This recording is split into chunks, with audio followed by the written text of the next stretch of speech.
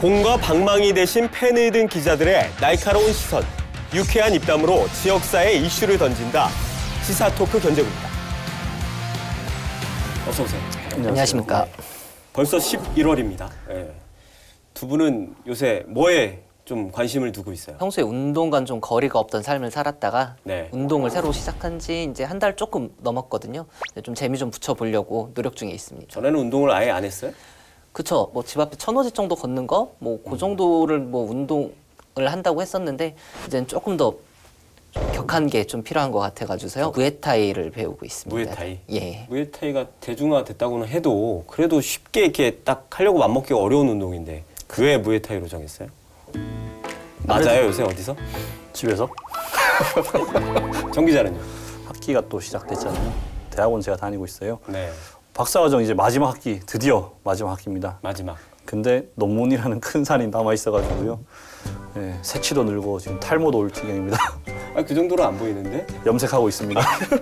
김 기자는 최근에 신변에 이상이 좀 생겼다고. 신변 이상이라기보다는 좀 급작스럽게 제가 출입처 변경이 되다 보니까 좀 정신없는 나날들을 보내고 있습니다. 출입처가 어떻게 바뀐 거예요? 제가 원래는 이제 제가 경찰, 그다음에 검찰, 이제 법원 이렇게 사법기관 위주로 출입을 하다가 이제는 이제 천안시청 이제 행정하고 그다음에 천안시 의회까지 이제 제가 담당하게 됐습니다. 어때요 분위기가? 기자 생활하면서 처음 바뀐 거라면서요? 예, 분위기는 뭐 두 분 다 경찰 출입해보시고 사법기관 출입해보셔서 아시지만 상당히 딱딱하잖아요. 거기 계신 직원분들은 뭔가를 사건을 감추려고 하고 또 기자들은 가서 캐야 되고 하니까 약간 그런 신경전 같은 거는 있는데요. 일단 겉보기에는 시청은 상당히 밝고 많이들 반겨주시더라고요. 좀 더 다니시다 보면 거기도 좀 더 뭔가 어두운 부분들 보일 거예요. 네, 음지를 좀 찾아다니시면. 또 음지를 찾아야 되는 게 또 기자의 본분이니까요. 아, 예. 아산 용화동의 이제 한 중학교 앞에서 그 초등학교 2학년 9살인 김민식 분이 이제 어린이 보호구역에서 교통사고로 숨지는 카메라 설치나 이런 게 요구가 있었던 곳이래요. 이제 학부모들 사이에서도 이런 요구를 했었고 민원도 넣고 했는데 계속 예산 순위에서 밀려가지고 초등학교 앞에 학원차들 줄줄이 나갈 때 아니면 뭐 오후에 학원가들 앞에 가서 보면 정말 이거 지키시는 분들 아무도 없어요. 저희가 그 지난 방송에서 쌍용동, 천안 쌍용동 아파트 화재 사건을 좀 다뤘잖아요. 냉장고에서 어머니와 아들의 시신이 발견됐던 그 사건. 저희 그때 녹화 때 이 수사 결과가 좀 나오면 계속해서 전해드리겠다 이렇게 했는데 녹화 바로 전에 그 부검 결과가 국가수 부검 결과가 나왔죠. 10월 28일 날 결과 발표가 됐는데요. 네. 국립과학수사연구원에서 이제 부검 결과 둘 다 연기 흡입으로 인한 질식사, 이제 화재사로 이렇게 추정된다고 소견을 경찰서에 보냈더라고요. 처음 경찰 수사 단계에서부터 이제 외부 침입의 흔적은 없었던 거고 결국 이제 타살 흔적이 없다라는 게 이제 가장 좀 메인이 된 것 같아요. 그게 가장 중요한 요소로 잡혀 있는 것 같고 결국은 이제 이 두 가족이 이제 신변을 비관해가지고서 이제 스스로 극단적인 선택을 한 것이 아니냐. 정 기자 기사도 그렇고 다른 언론에 나온 거 보면 아들이 이제 사건 전날에 이제 인화성 물질이 든 걸로 보이는 통을 들고 이제 들어갔다. 네네. 그 CCTV도 있는 거잖아요. 네네. 그래서 정말 둘 다 어머니와 아들 둘 다 스스로 목숨을 끄는 게 맞느냐 이렇게 좀 궁금해하는 분들도 많이 계시더라고요. 부검 결과가 나오고 난 뒤에도 굉장히 좀 의혹들을 많이 막 제기하고 있어요. 주변에서는 그 독자들도 그렇고 일단 전날 아들이 이렇게 들어갈 때 저녁에 들어가고 난 뒤에 집으로 들어가는 그런 외부인은 없었고 그리고 또 그런 냉장고 안에서 이렇게 하는 방법이 뭐 자주는 있지 않지만 그 공포심을 없앨 수 있는 방법 중에 하나라는 그런 얘기가 있어요. 그래서 또 뭐 또 독극물이나 다른 약물 반응들도 없었고 또 술을 마시거나 이런 것도 없었고 그냥 딱 연기 흡입만 나왔다 하더라고요.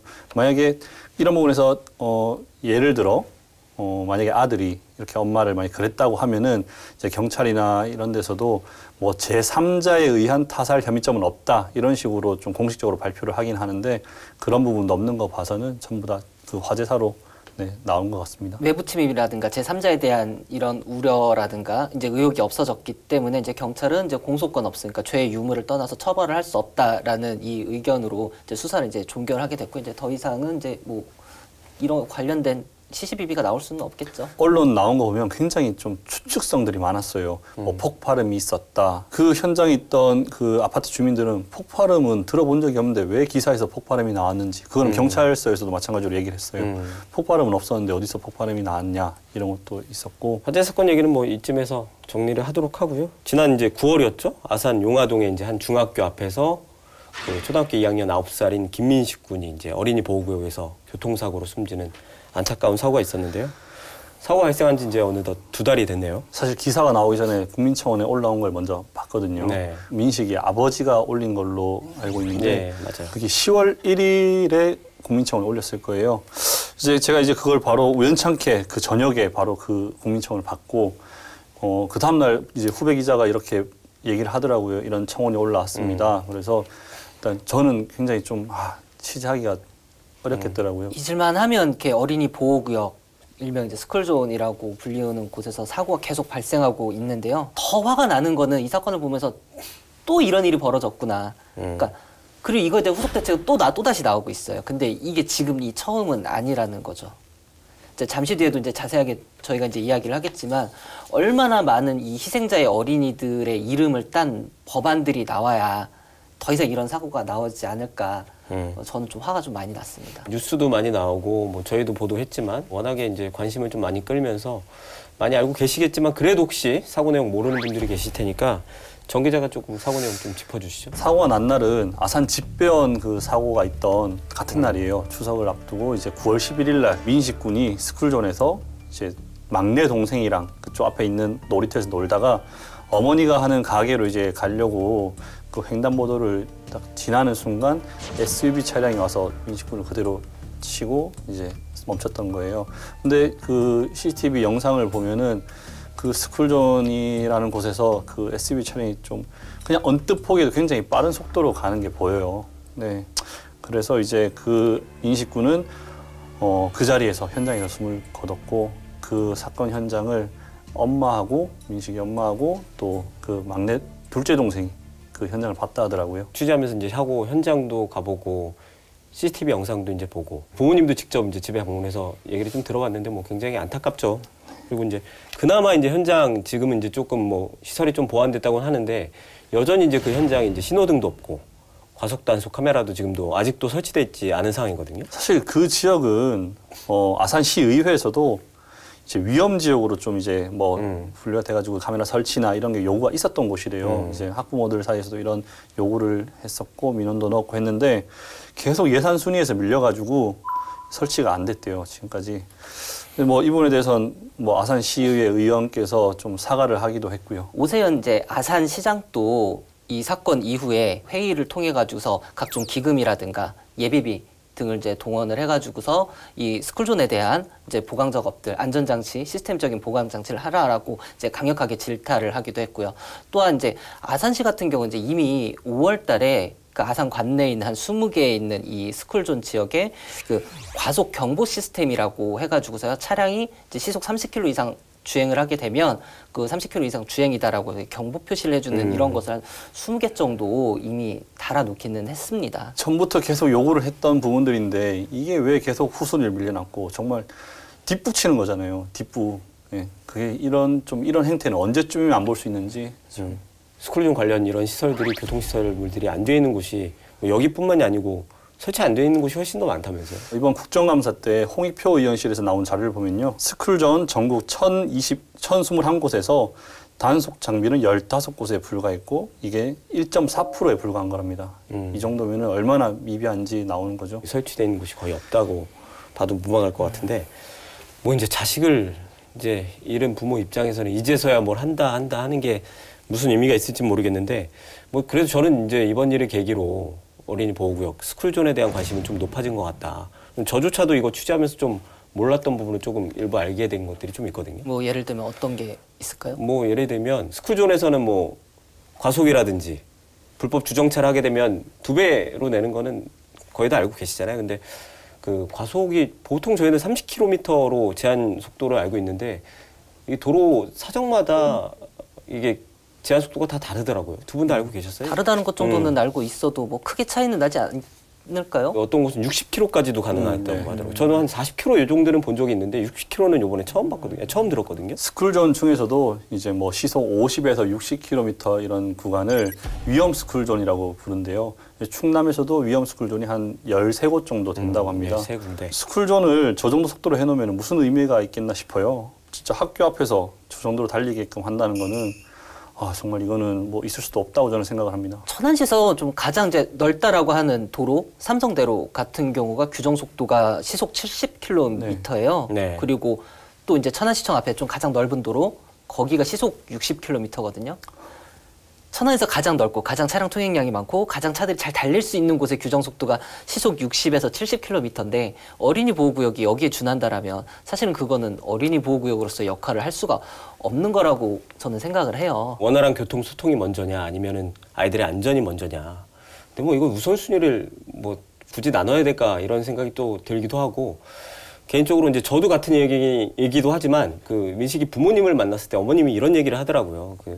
우리가 통상 그 스쿨존에서 시속 30km로 하는 이유는 적어도 우리 아이들이 그 30km로 달리는 차량하고 부딪혔을 때는 조금 다칠 수는 있겠지만 적어도 사망은 하지 않았을 거 아니냐.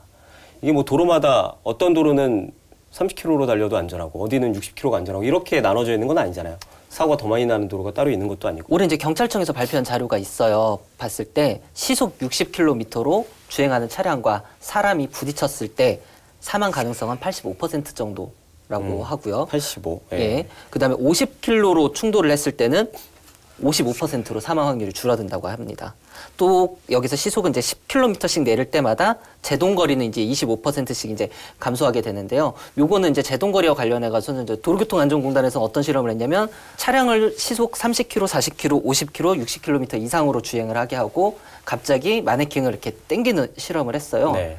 했는 경우에 30km를 제외하고는 전부 다 마네킹과 충돌이 있었거든요. 그리고 30km로 달렸을 경우에는 갑자기 튀어나왔던 마네킹에 대해서 정확하게 운전자가 판단을 하고 충돌하지 않게 딱 쓸 수 있게끔 이제 이런 것들이 나오다 보니까 정말로 시속 30km는 반드시 좀 준수해야 된다라는 생각이 들더라고요. 그리고 이제 외국 사례를 이제 좀 언급을 하자면요. 일본하고 미국 같은 경우는 시속 30km가 어린이 보호구역에 지정이 되어 있습니다. 근데 다만 이 구간의 길이가 우리나라 같은 경우는 크게 넓지는 않잖아요. 보통 한 30m에서 한 50m 정도 사이인 걸로 제가 알고 있는데 미국이랑 일본 같은 경우는 반경 500m가 어린이 보호구역으로 지정이 되어 있습니다. 500m면 뭐 굉장히 긴데. 예. 예, 500m로 지정이 되어 있고요. 독일도 30km로 지정이 되어 있지만 일부 구간에 대해서는 일부 지역에 대해서는 시속 10km까지도 속도를 낼 수 없게 이렇게 해놨고요. 네덜란드 역시도 일부 구간에 대해서는 시속 10km를 이제 고수하고 있는 상황입니다. 2016년도부터 18년도에 충남 지방경찰청에서 이제 나온 통계 자료예요. 스쿨존에서 어린이 사고만 이렇게 뽑은 건데요.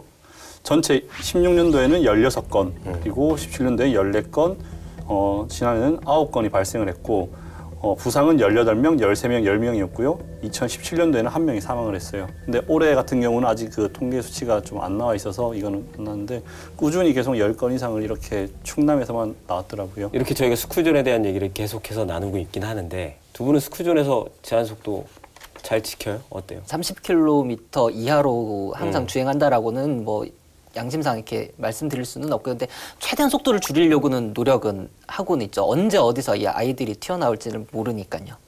앞으로 좀 더 신경 쓰도록 하겠습니다. 저는 스쿨존에서는 좀 더 조심하는 편이거든요. 아파트 단지나 스쿨존 이런 데서는 아이들이 언제 정말 튀어나올지 모르잖아요.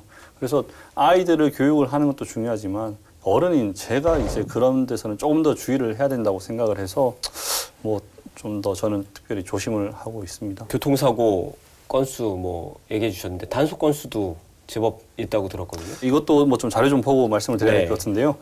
최근 5년간 이제 충남 지역 스쿨존 가속 단속 건수를 보면요.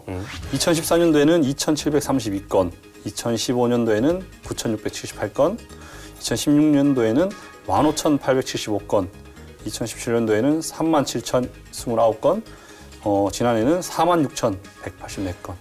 이게 갑자기 확 늘었죠. 저도 이제 숫자를 보면서 네. 뭐 어느 해에는 배 이상씩 늘어나는 해도 있고. 네, 네 맞습니다. 물론 이제 스쿨존에 과속 단속 카메라가 아직 충분치는 않다고 하지만 그래도 한두 대씩 늘어나면서 아무래도 단속 건수가 좀 늘어나는 것도 있을 수 있겠고. 2014년도에서 이제 지난해까지 보면 17배가 늘었다고 했는데 이거는 조원진 의원실에서 나온 자료거든요. 네. 근데 당시 국감에서 조 의원이 좀 이런 부분도 지적을 하긴 했었어요.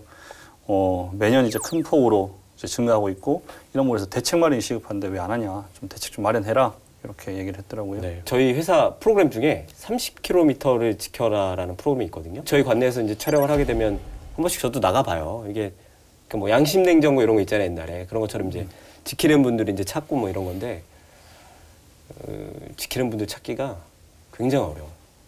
하루 종일 이렇게 기다려도 뭐 반나절 있으면서 한 번도 못 보는 날도 있고. 그러니까 뭐 그런 걸로 봐서는 물론 저도 지키지 않지만 그리고 이제 카메라가 있는 곳과 없는 곳은 또 천지 차이고 이런 부분 봐서는 뭐 저는 제일 중요한 건 결국 운전자의 인식이 가장 중요하다라고 생각하거든요. 원활한 차량 흐름이 우선이냐 아이들의 안전이 우선이냐라고 이야기를 이거는 뭐 말을 꺼낼 수 없을 정도로 이건 당연히 모든 보행자들이 우선이에요. 이건 정말 스쿨존뿐만 아니라 네. 뭐 횡단보도가 되든 뭐가 되든 사람과 차가 같이 움직일 수 있는 공간에서는 다들 운전면허 시험 보실 때 그거에 대한 교육도 받으시고 또 시험 문제에도 나오잖아요.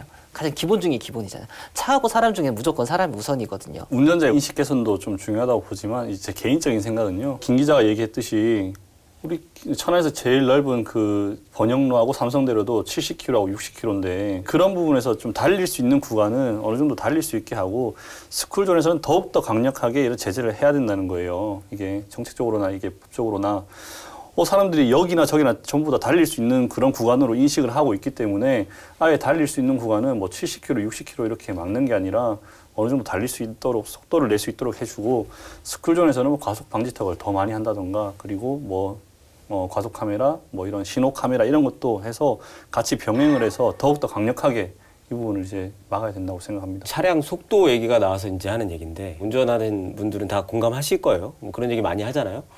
뭐 제한 속도에서 한 10%, 뭐 10km 정도는 조금 과속을 해도 단속이 안 된다. 저는 사실 이거 좀 믿는 편이고 어쩌다가 이제 카메라 발견 못했을 때는 조금 넘어간 거는 안 지키겠지 이런 안도감도 좀 들고 이런 편인데 다들 통상적으로는 10%라고 그냥 알고는 계시잖아요. 근데 이것도 잘못 알려지면 또 악용될 수 있을까 봐 걱정이 되기도 하지만 이렇게 하라는 건 아닙니다. 예. 예. 어쨌든 간에 많은 분들이 알고 계시고 꼭 궁금해 하시는 내용이니까 제가 정확하게 말씀을 드릴게요. 제한 속도가 시속 100km 이상인 구역은 플러스 21km까지는 촬영이 안 됩니다. 그러니까 예를 들어 시속 100km 구간인 지역에서 만약에 제가 121km로 달리는 것까지는 촬영이 안 된다라는 거죠. 차량 기준으로는 70km에서 99km 구간 같은 경우는 14km의 좀 여유 구간이 있고요. 그 다음에 60km 이하인 곳에서는 10km. 시속 10km 정도의 그 여유 속도를 좀 보장을 해주고 있습니다. 이거는 어디까지나 이제 또 정책적으로 좀 정해져 있는 부분이고요. 가장 중요한 거는 지방청장 권한으로 이건 얼마든지 수정이 가능해요. 네. 예, 그러다 보니까 너무 이거 맹신하지 마시고 정말 규정 속도 지키는 게 제일 중요하다고 경찰분들이 좀 반드시 좀 전해달라 이렇게 좀 말씀이 나왔습니다. 교통사고 얘기로 돌아와서 좀 얘기를 해볼게요. 이 사건도 이제 이슈가 된 거는 정 기자가 아까 얘기했듯이 그 청와대 국민청원 게시판에 이제 아버지께서 직접 이제 글을 올리면서 조금 이슈가 됐는데 그 전에는 이제 뭐 사고가 났다는 얘기도 없었고 기사도 전혀 없었던 것 같아요. 많은 교통사고 나고 많은 이제 사망사고가 나다 보니 이제 단순 교통사고 같은 경우에는 크게 이슈화 되기 어려운 건 사실이고요. 저 역시도 이제 청와대 국민청원에 올라와 있는 글을 보고 이제 알려졌는데요. 내용을 살펴보면 이제 아버지가 이제 민식군 사고에 대한 이제 자세한 경위, 그 다음에 뭐 어떠한 문제점이 있었는지를 이제 잘 설명을 해주셨고요. 그리고 이제 가장 중요한 거는 이제 이 가족의 고통을 호소하시면서 아버지가 한 5가지를 요청을 하셨어요. 네. 이런 것들이 법안으로 반드시 좀 만들어져야 된다라고 이제 요청을 하셨는데 그 내용을 보면 이제 첫 번째 어린이 보호구역 내 신호등 설치 의무, 그다음에 두 번째 어린이 보호구역 내 과속카메라 설치 의무, 세 번째는 어린이 보호구역 내에서 벌어진 사고에 대해서 가중처벌, 그다음에 네 번째는 이제 12대 중과실 사망 12대 중과실 네. 사망사고에 대한 가중처벌, 그 다음에 변사자 인도 규정 등 이렇게 총 한 5가지 정도를 요청을 하셨습니다. 글을 읽어보신 분들은 다들 공감하실 거예요. 이제 문장 하나하나에 이제 그 진솔함, 뭐 이런 것들이 간절함, 뭐 이런 것들이 좀 묻어나는데 저도 이제 청원 올라오자마자 동의를 하긴 했거든요. 근데 안타깝지만 그 국민청원 답변 기준이 20만 명을 넘기는 데는 조금 실패한 걸로. 청와대 이제 국민청원의 답변 이제 기준이 이제 한 20만을 충족을 해야 되는데요. 좀 안타깝게도 이제 10월 31일 기준으로 해서 10만 명 이제 조금 넘는 이제 수치로 이제 청원 채택은 되지는 못했습니다. 답변 기준 20만 명 넘기는 건 좀 굉장히 어려운 걸로 알고 있거든요. 어때요? 어쨌든 청와대 국민청원이라는 제도가 이 문재인 정권에 들어서서 이제 시작이 됐잖아요. 현 정부에서 이제 국민청원 20만 건을 충족해 정부가 답변한 사례는 총 이제 123건 정도인데요. 근데 이 중에 이제 올해가 이제 한 47건 정도가 있었고요. 근데 대표적인 사건으로 이제 버닝썬 사태, 그 다음에 제주도 카니발 그 사건, 그 다음에 조국 전 법무부 장관에 대한 이제 임명 찬성 반대, 뭐 이렇게 굵직한 이슈들이 이렇게 조금 청원 이제 답변 기준을 좀 충족시켰습니다. 어떻게 보면 20만이라는 수치가 뭐 저희가 한 게 아니라 전문가들이 모여서 20만의 수치를 이렇게 정한 거잖아요. 만약 수치를 여기서 좀 더 낮춰버리게 되면은 굉장히 무분별한 이런 청원들이 다 올라가게 돼서 좀 행정력 낭비를 초래할 수 있는데 이 부분에 대해서는 그 청원자나 또 동의하는 분들이 이제 대다수 국민들이 조금 더 좀 깊게 생각을 하고 동의를 하고 또 이런 부분에서 좀 참여를 해야 될 것 같은 게 아니 무슨 정당 뭐 해체해 주세요. 뭐 어디 정당 해체해 주세요. 100몇만 몇십만 이렇게 나오고 이런 정말 우리 삶에 필요한 이런 청원에 대해서는 11만 고작 이제 11만 몇 명이 넘는다는 게 저로서는 이해가 안 되더라고요. 글 다 안 읽고 그냥 습관적으로 그냥 동의 누르시는 분들도 계시는 것 같기도 하고. 한편으로는 좀 아쉬운 게 이게 전국적인 이제 이슈를 탔었던 사안들 같은 경우는 정말 쉽게 20만이 넘어가는데 사실 이 민식군의 이 안타까운 사고에 대한 것도 물론 이제 전국적으로 이제 보도가 나가긴 했지만 그렇게 또 우리 지역에서 우리 기자들은 정말 열심히 추가 취재도 하고 뭐 여러 가지 대안도 제시를 하고 뭐 이런 것들을 했지만 중앙에서 좀 이게 힘이 약하다 보니까 정말 필요한 거는 또 힘을 받지 못하는 이런 안타까운 일이 있는 것 같습니다. 어느 얘기든지 뭐 일리는 뭐 다 설득력이 있어 보이는데 저도 이제 취재 아이템 보통 이제 기자들은 기사거리 찾으러 이제 들어가는 거잖아요. 우리 지역에 어떤 민원이 있고 어떤 글들이 이제 시민들 올리는지 보기 위해서 가는데 보면 이제 이런 것들은 20만 명 넘진 못했지만 뭐 불과 몇백 건에 그치는 것들이 엄청 많잖아요. 네. 뭐 만 단위 넘기는 것도 보통 일이 아니고 근데 이런 것들은 좀 정부 차원이나 어떤 뭐 기관에서 충분히 답변할 만한 가치가 있다라는 민원이나 질문들이 많은데 이런 것들이 좀 그냥 묻히는 것들은 좀 아쉽고 이런 부분은 좀 정립이 좀 필요하지 않나 이런 생각이 좀 들겠더라고요. 국민청원이라는 이 제도에 대해서는 뭐 쉽지는 않겠지만 정부가 직접 국민의 소리에 귀 기울이겠다라는 이 근본적 취지에 대해서는 정말 긍정적인 효과가 있다라고 생각을 하는데요. 또한 이제 또 설사 그 20만을 채우지 못한다 하더라도 또 그걸 계속 바라보고 있는 언론들이 있으니까 이런 것들 안타까운 일들 근데 반드시 개선이 필요한 부분에 대해서는 또 별도로 저희가 기사를 통해서 뭐 세상에 좀 알려가지고서 정책적인 변화를 이끌어낼 수 있다라고 생각을 합니다. 저도 공감하고요. 이 제도는 이제 문재인 정부 때 만든 제도인데 굉장히 뭐 잘 만들었다는 생각이 또 들었었고 이게 뭐 벤치마킹 한 건지 모르겠는데 서울시에서도 이런 제도 운영하잖아요. 그래서 거기는 5,000명이 넘으면 시장이 답변한다 뭐 이렇게 운영하고 있더라고요. 뭐 숫자가 뭐 중요한 건 아닌 것 같고 어떤 주민들이 관심사에 대해서 시장이 직접 어떤 책임 있는 사람이 직접 대답을 한다라는 거에 대해서는 기존에는 사실 민원 내도 뭐 실무선에서 끝나는 경우가 대부분인데 어쨌든 결정 권한을 갖고 있는 사람이 답변을 하고 또 어느 정도 인원이 되면 답변을 들을 수 있다는 것 자체는 좀 의미가 있다. 이런 생각이 들고요. 어떻게 보면 이 국민청원이라는 게 주민총회에 좀 더 나아간 온라인 상에서의 그건 청원이잖아요. 근데 어떻게 보면 시민들은 굉장히 좀 감성적일 때도 있고 이렇기 때문에 진짜 무분별하게 이런 걸 이제 뭐 청원하고 민원을 철회달라 이렇게 하는데 저는 그 부분에 올릴 때에도 그럴 때에도 조금은 장치가 필요하다고 생각을 해요. 이게 어느 정도 걸러져야 할 부분들 그런 게 좀 필요한데 그런 장치를 보완해서 만약에 좀 국민청원을 다시 좀 운영을 한다면은 조금 더 나은 정말 국민 서비스를 위한 그런 게 되지 않을까 생각을 합니다. 네. 그러니까 동일 민원도 막 네. 자주 올라오기도 하고 네. 똑같은 내용인데 사실 보다 보면 말도 안 되는 민원들이 많이 올라오긴 하는데요. 엄청 근데 많죠.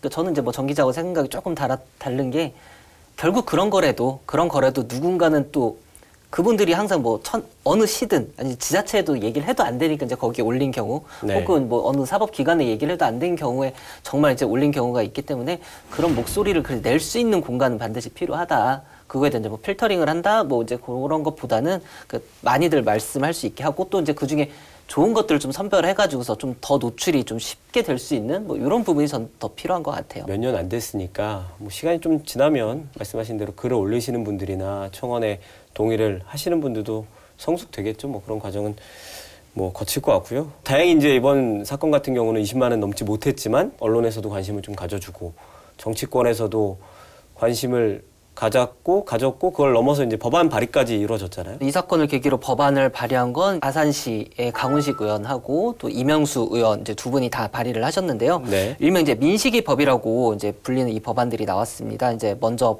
법안을 발의한 이제 강훈식 의원이 이제 10월 11일 이렇게 법안을 발의를 했는데 그 내용을 살펴보면 이제 크게 이제 두 가지로 나눠서 법안을 발의를 했습니다. 네. 하나는 도로교통법하고 하나는 이제 특별범죄 가중처벌법. 에 따라서 법안을 발의를 했는데요. 좀 자세하게 살펴보면 이제 네. 특정범죄 가중처벌에 관한 법률을 이제 일명 특가법이라고 하는데요. 그렇죠. 네. 이 특가법에 같은 개정안은 사망사고가 발생할 경우에 가해자를 3년 이상의 징역에 처하도록 하자 하고 음주운전이나 중앙선 침범 등의 이렇게 12대 중과실에 대해서는 최대 무기징역까지 선고가 가능하도록 개정을 하자라는 게 그 취지였습니다. 지금 이제 김 기자가 얘기하는 거는 이제 일반 교통사고가 아니고 예, 이제 이번 개정안 스쿨존 안에서 네. 어린이 예, 보호구역 안에서 이제 교통사고 났을 때 예, 그죠? 예. 예, 도로교통법에 대해서는 이제 민식군 아버지가 이제 적극적으로 필요하다라고 주장했듯이 스쿨존 내 횡단보도의 신호등, 그다음에 과속 단속 카메라의 설치 의무화 이제 요 내용이 발의가 됐습니다. 조금 더 보태자면은 강훈식 의원이 이제 법안 발의한 것 같은 경우에는 이제 더불어민주당 정책위에서 이제 중점 법안으로 이제 지정이 되기도 했습니다. 민주당 정책위원회 중점 법안이요. 이게 좀 생소하긴 한데 뭐 당론으로 정했다 뭐 이렇게 볼 수 있는 건가요? 당론까지는 아니고 이제 중점적으로 이 법안을 꼭 처리하겠다 이렇게 해서 이제 좀 더 이제 이거를 관심을 갖고 이제 한다는 그런 법안이죠. 의지의 표명으로 그렇죠. 이해하면 된다. 네네. 그리고 이제 이명수 국회의원이 이제 법안을 낸 게 10월 15일이더라고요. 이제 강훈식 의원하고 이제 법안을 낸 게 나흘 차이인데 저는 처음에 이제 강훈식 의원 법안 보면은 이제 공동 발의자 이름이 쭉 나오잖아요. 근데 여러 명 이름이 등장하는데 이제 지역구 의원인 이명수 의원 이름이 없는 게 조금 납득이 안 됐었는데 결국 이제 개정안을 냈더군요. 이 의원이 낸 그 법률 개정안을 보면은 어린이 보호구역 내 신호기 그리고 무인 교통용 단속 장비, 과속 방지 시설 같은 교통 안전 시설 설치 의무를 주요 골자로 하고 있고요. 도로교통법 일부 개정 법률안과 또 스쿨존 내 어린이 치사 사고 이제 가해자는 가중 처벌해야 된다는 특정 범죄 가중 처벌 등에 관한 법률 일부 개정 법률안 이제 이건데 네. 뭐 아니 앞에서 들은 얘기랑 똑같죠? 사실 두 개정안에 그 근본 골자는 민식군 아버지가 반드시 이걸 해주십시오라고 했었던 그 5가지 아니에요. 그걸 가지고서 두 의원이 만들다 보니 사실상 뭐 조금 말만 좀 차이가 있을 뿐 큰 맥락에서 전 차이를 못 느끼겠거든요. 단어 한두 개 바꾸고 내용은 똑같죠. 네, 저도 그렇게 보이는데 이제 뭐 의원실에서는 그래도 다른 법이다. 근데 저는 대표 발의자 이름 빼고는 이제 크게 차이를 못 느끼겠고, 저는 이런 생각이 들어요. 같은 지역구고 이제 사고가 난 지역에 이제 지역구 의원들이잖아요, 아산에.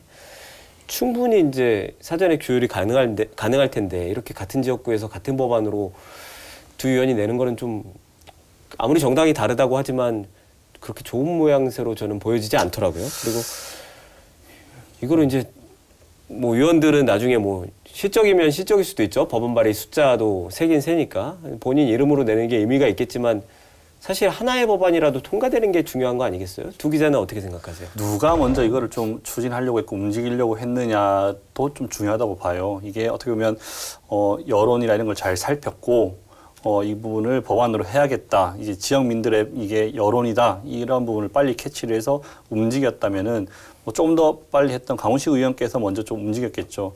그렇다 하더라도 강훈식 의원께서도 만약에 이제 지역구 의원이신 이명수 의원에게 이렇게 할 건데 같이 하자 했을지 안 했을지 모르겠지만 이런 부분에서 좀 더 둘 간의 협치, 양 정당 간의 협치가 좀 필요하지 않았나 싶더라고요. 어차피 해당 상임위 가면 두 법안 다 병합심사 대상 아닌가요?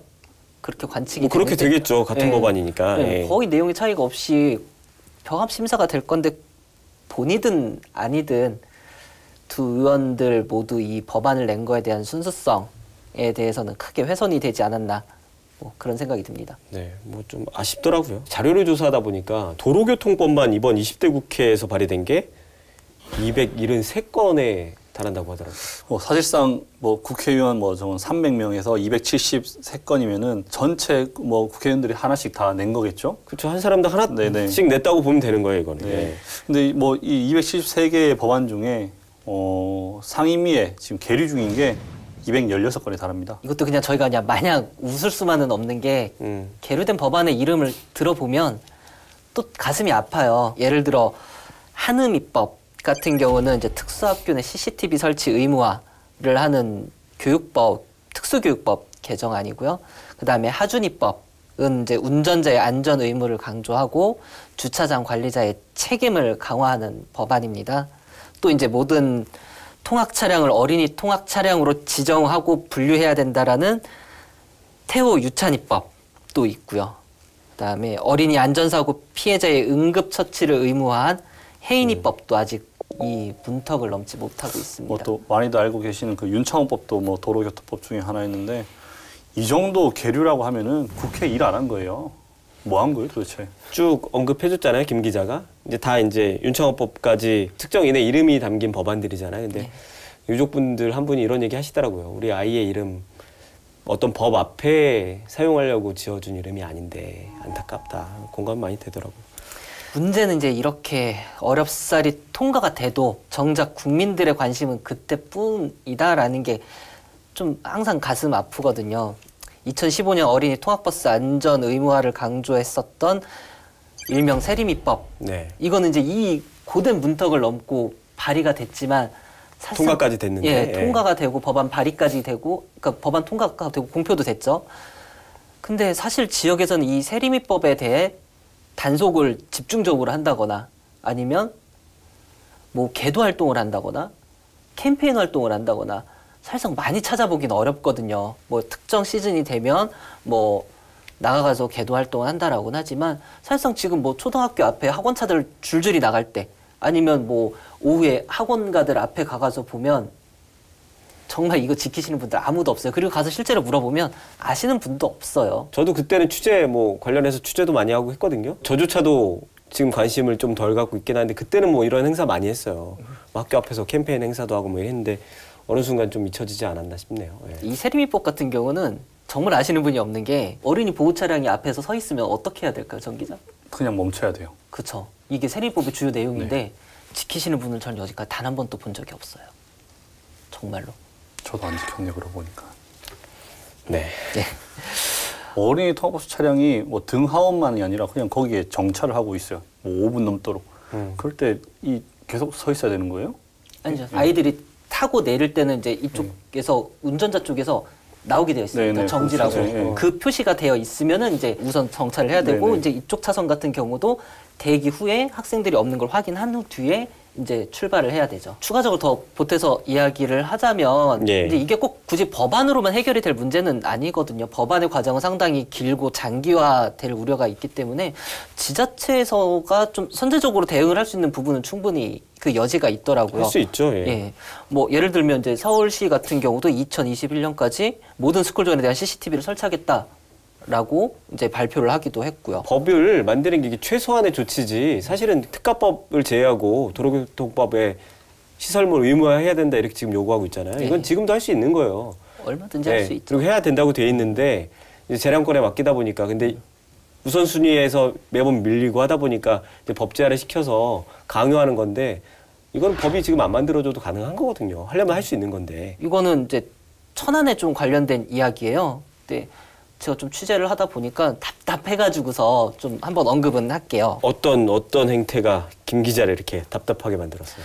기본적으로 우리 어린이 보호구역 내에 있는 모든 이제 안전장치, 뭐 CCTV가 됐든 CCTV 종류도 뭐 여러 가지가 있겠죠. 뭐 과속 방지 카메라라든가 아니면 속도 위반, 뭐 아니면 뭐 신호등, 네. 뭐 이런 것들에 대한 개수가 각 기관마다 다르게 나타나고 있는 거예요. 근데 이게 한두 개 차이가 아니라 정말 이 오차의 범위가 너무 크게 나와가지고 도대체 어디가 맞는 건지 한번 저 답답해가지고서 한번 현장을 이제 조만간 한번 리스트를 받았으니 현장을 한번 좀 둘러볼까 이렇게 생각을 하고 있습니다. 이제 뭐 아이들 대상이니까 교육청 그리고 이제 사실 이제 그런 시설은 이제 시 예산으로 하니까 이제 자치단체가 포함될 예. 테고 운영은 이제 또 경찰에서 하게 되잖아요. 예. 세 군데가 다 달라요, 자료가.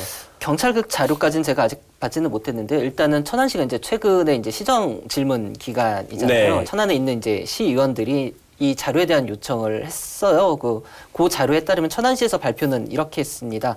천안 지역 내 스쿨존에 있는 과속 단속 카메라는 하나, 신호 단속은 2개, 그 다음에 주정차 단속은 총 42개가 있다라고 발표를 했는데요. 네. 교육지원청에서도 천안교육지원청에서도 얼마 전에 전 학교에 공문을 보내서 전 유치원, 국립유치원, 사립유치원, 그 다음에 초등학교, 그 다음에 스쿨존에 설치되어 있는 이제 특수학교 등에 전부 다 공문을 보내서 실제 앞에 나가가지고 전부 다 개수를 세갖고 와라라고 해가지고 자료를 받았거든요. 근데 아마 이제 주정차라든가 이제 과속, 그 다음에 신호단속 요거를 전부 다 통합적으로 여기는 이제 포함을 시켰는데요. 천안교육지원청은 총 천안에 78개의 CCTV가 있다라고 얘기를 해서 천안시와 한 30개 이상의 좀 차이를 보이고 있습니다. 이거는 기초적인 어떠한 정책을 만들어가는 양 기관인데 이 정책을 만들어가는 가장 기본적인 데이터조차도 양 기관에서 맞지 않는다라고 하면은 이거는 좀 크게 문제가 있었던 것 같습니다. 취재하다 보니까 의외로 이 부분 모르는 분들이 많더라고요. 이제 법안 발의하려면 10명 이상의 동의인가요? 이게 필요한데 이제 최소한 보통 10명 넘으면 바로 발의를 해버리는데 거기에 공동 발의에 이름이 안 올려 있으면은 이 의원은 찬성하지 않나 보다 반대 입장인가 이렇게 오해하시는 분들도 더러 있더라고요. 송 기자가 얘기한 대로 최소 동의 인원이 10명이에요. 요것만 충족을 하면 바로 법안이 발의가 가능하기 때문에 뭐 꼭 굳이 여기 동의를 하지 않았다 그래서 여기 공동 발의자의 이름을 올리지 않았다라고 해서 뭐 여기에 동의하거나 뭐 이 법안을 반대한다라는 거는 아니고요. 국회의원이 법안을 발의해서 이제 시행까지 과정이 뭐 단순하게 보면 한 4단계 정도를 거치는 거고요. 조금 더 디테일하게 들어가면 한 10단계 이상의 과정을 거치게 되거든요. 그래서 뭐 간단하게 이제 4단계를 거치는 것부터 이제 제가 쭉 설명을 해드리자면 의원이 10명 이상의 이제 공동 발의자를 모집을 해서 어떠한 이제 법안을 제출을 하게 되면 이제 그 법안을 심사할 해당 상임위가 있겠죠. 소속 상임위에서 이 의원이 가가지고서 내가 이 법안을 왜 발의를 했는지 소명을 하고 설명을 하죠.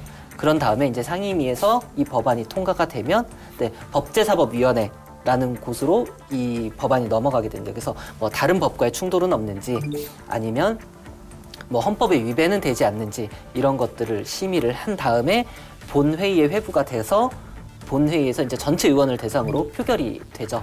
그 다음에 이제 통과 여부가 결정이 되는 건데요. 근데 뭐 상임위만 하더라도 벌써 단계가 한 2단계 정도로 나뉘게 됩니다. 법안이 상임위로 올라가게 되면 거기 내에 설치된 법안심사소위원회라는 곳이 있어요. 여기서 한번 심사를 거친 다음에 이제 그 소속 이제 의원들이 다시 한번 법안을 심사를 하게 되고요. 법제사법위원회는 이제 아까 제가 이야기했던 것처럼 이제 다른 법과의 상충이 없는지 이런 부분을 조금 더 구체적으로 심사를 하기도 합니다. 이거 지금 간략하게 얘기해 준 거잖아요. 예. 오래 걸리고 복잡한 거는 이해가 되겠어요. 근데 대부분 이제 통과가 안 된다는 거 아니에요? 뭐 다 통과돼야 된다는 의견은 아니에요. 근데 대부분 통과되지 않고 소관 상임위에 이제 머물러 있고 이게 이제 그 지금 20대 국회잖아요. 20대 국회 내 통과가 뭐 통과든 부결이든 처리가 안 되면 다 사장돼 버리는 자동 폐기되는 상황이잖아요. 이게. 더불어민주당 표창원 이제 의원이 최근에 불출마 선언을 하면서 굉장히 그런 소회를 밝혔죠. 이제 국회에서 했던 국회가 어떻게 지금 하고 있는지 그런 걸 밝히면서 그 얘기를 했는데 법안이 지금 한 70% 정도가 심의조차 안 됐다고. 아예 심의조차 네. 시작을 못했다. 100개 중에 뭐 70개. 그러니까 나머지 30개가 통과됐거나 부결됐거나 처리됐다는 얘기는 아니니까 아예 그냥 심사조차 네, 못한 게 심사조차 70%라는 거죠. 정말 국회 그냥 일 안 한 거죠. 네. 한심하네요.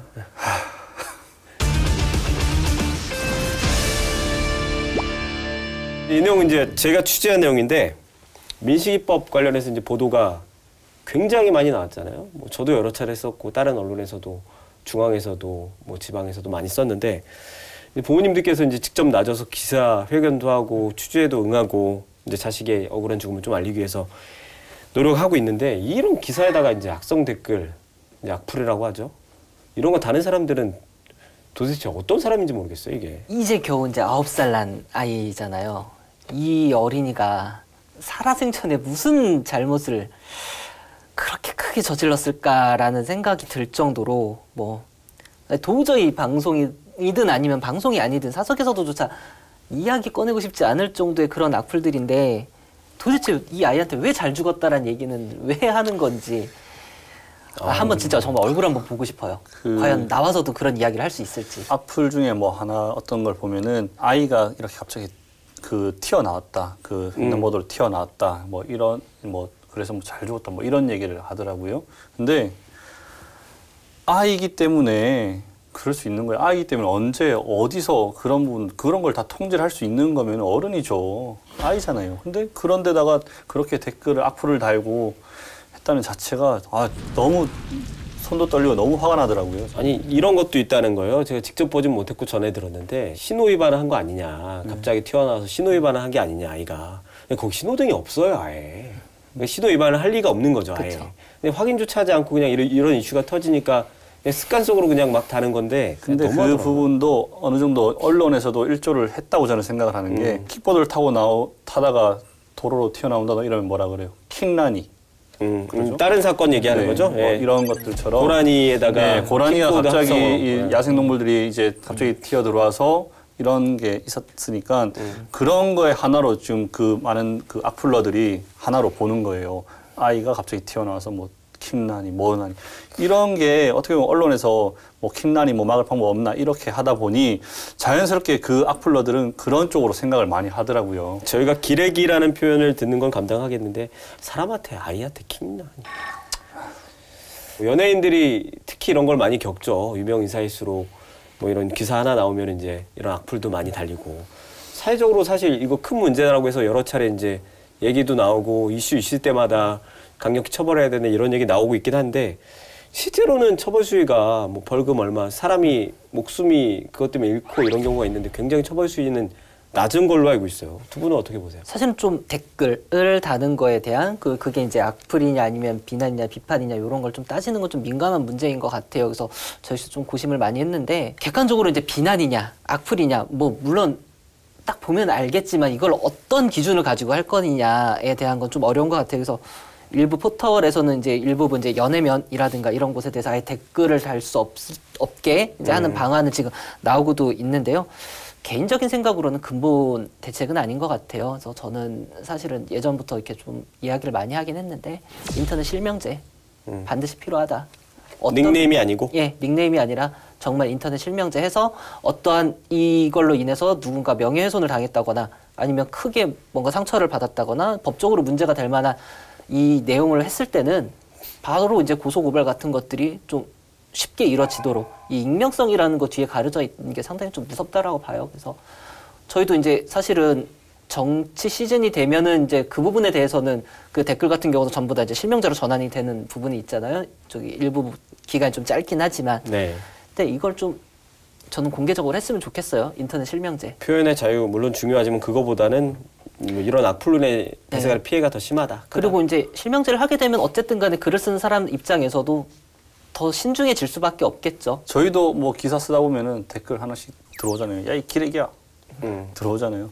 근데 저는 기레기라는 그런 얘기를 듣는다는 거는 어떻게 보면 저희의 뭐 잘못도 있을 수도 있겠지만 그 기레기라고 하는 그 악플러들의 어떻게 보면 논리가 좀 근거가 필요하다고 생각을 해요. 그런 거 없이 좀 이 사람이 뭐 욕을 하더라도 좀 논리적으로나 근거가 좀 얘기를 해주면서 한다고 하면은 그 부분에서는 악플이라고 저는 생각을 하지 않아요. 만약에 이 부분이 잘못됐구나 찝어주는.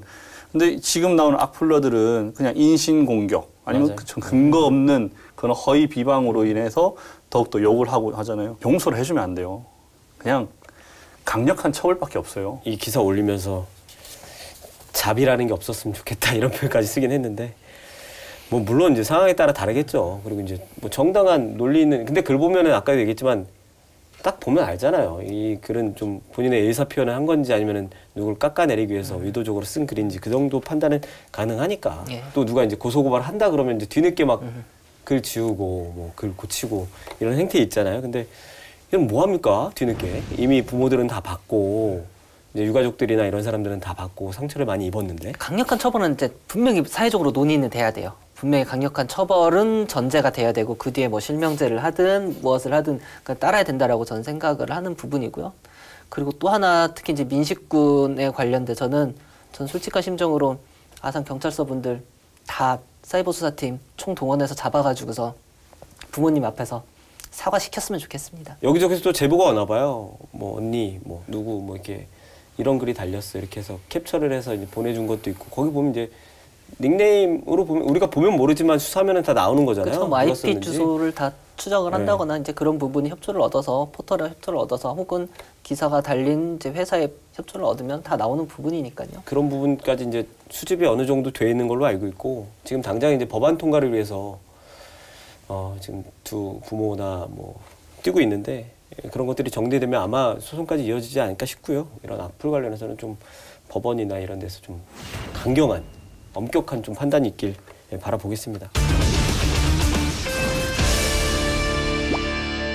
어느덧 이제 저희 녹화 마무리 시점인데 두 분 끝으로 견제구 한마디씩 날려주시죠. 뭐 이런 사고가 나지 않기 위해서는 아까도 뭐 제가 앞에서 언급한 거는 운전자들의 기본적인 인식 개선은 반드시 필요하고요. 이제 여기에 플러스 알파로 이제 좀 정책적인 부분이 필요할 것 같아요. 그래서 주제가 주제인 만큼 이제 정치인이나 또 이제 행정을 집행하시는 분들한테 이렇게 견제구 날리도록 하겠습니다. 네. 반복되는 어린이 교통사고 언제까지 지켜보실 겁니까? 정 기자는요? 앞서 뭐 얘기했던 하준이, 혜인이, 한음이, 태호 유찬이, 세림이, 이번에 민식이까지 안타까운 사고로 목숨을 잃은 아이들이에요. 이 부모들 굉장히 절실합니다. 법안이 마련된다 한들 죽은 아이가 다시 돌아오진 않아요. 근데 그럼에도 저 부모들이 이제 좀 그 목소리를 내는 거는 더 이상의 이런 비극은 맞자는 거잖아요. 저도 마찬가지로 행정, 정치 하시는 분들에게 한마디 날리겠습니다. 저출산 걱정 말고 있는 아이 잘 지키자. 모처럼 초대 손님 없이 저희 셋이 진행을 했는데 가끔 뭐 이렇게 하는 것도 괜찮을 것 같아요. 이번 주제 특성상 이제 저희 3명밖에 모일 수밖에 없었는데요. 제가 이제 출입처 바뀌면서 이제 다시 한번 리프레시, 초심의 마음을 다잡는다고 했는데 오늘 또 저희 셋이 만나면서 저희 초심의 마음을 다시 한번 다잡는 계기가 됐었던 것 같습니다. 네. 또 게스트가 있으면요. 저는 좀 그냥 쉽게 하려는 이런 마음이 좀 더 커지는 것 같더라고요. 그랬나요? 예, 그 게스트한테 조금 더 의지하려는. 네. 그래서 근데 한 번씩 이렇게 해야지 네, 환기도 되고 좋은 것 같습니다. 종종 이렇게 마련해 보죠 한번. 예. 윤창호법이 통과되고 음주운전 교통사고가 크게 줄었다고 하죠. 법이란 이런 겁니다. 물론 교통사고는 언제 어디서나 발생할 수 있습니다. 하지만 어린이 보호구역에서의 사망사고만큼은 막아야 되지 않겠습니까? 고 김민식 군의 명복을 빌며 오늘 시사토크 견제구 여기서 마치겠습니다. 시청해주신 여러분 고맙습니다.